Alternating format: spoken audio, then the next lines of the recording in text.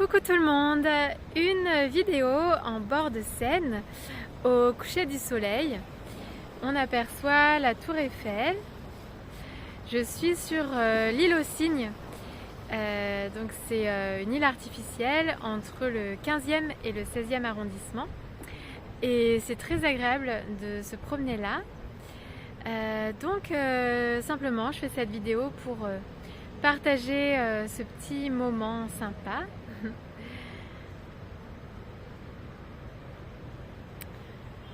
Et en même temps pour raconter une petite anecdote donc qui s'est produite cette semaine. Donc je suis à Paris depuis quelques jours et en ce moment donc j'ai la chance d'habiter en face de la Seine, en fait, très proche de l'île aux Cygnes, dans un quartier que je connais, que j'aime beaucoup. Et en fait, c'est une histoire de loi d'attraction, synchronicité, je sais pas trop. Ouais, ça ressemble à de la loi d'attraction. En fait, là à Paris, donc j'ai quelques rendez-vous et je disais à ma sœur, il me faudrait un agenda papier. Donc avant, quand j'habitais à Paris, quand j'avais une vie sédentaire, j'avais toujours sur moi en fait un agenda papier et je préférais en fait un agenda classique aux agendas numériques et j'avais toujours un agenda donc papier sur moi dont je me suis séparée puisque je suis devenue nomade et j'ai gardé l'essentiel et donc j'ai dû me séparer de vraiment de tout, de plein de choses. Et comme ça, c'était pas forcément essentiel puisque je peux le remplacer par du numérique. Finalement, donc je m'en suis séparée. Et donc je disais donc que j'aimerais avoir un agenda pour noter un peu tous les rendez-vous. Et un jour, à midi, je sors me promener justement sur l'île aux Cygnes. Et sur un banc, j'aperçois un petit bouquin, un livre. En tout cas, ce que j'ai vu comme... je croyais que c'était un livre. Et en fait, c'était un agenda. L'agenda que quelqu'un avait oublié. En fait, l'agenda de quelqu'un. Et j'ai été surprise de trouver ça. C'est pas quelque chose qu'on trouve régulièrement.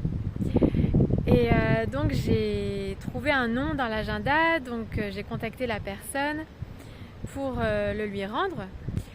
Et pour le moment, je n'ai pas de nouvelles. Donc, peut-être que l'agenda, en fait, m'était tout simplement destiné. Et j'ai trouvé ça marrant parce que 2 jours avant, j'en avais parlé à ma sœur et j'ai trouvé l'agenda juste après.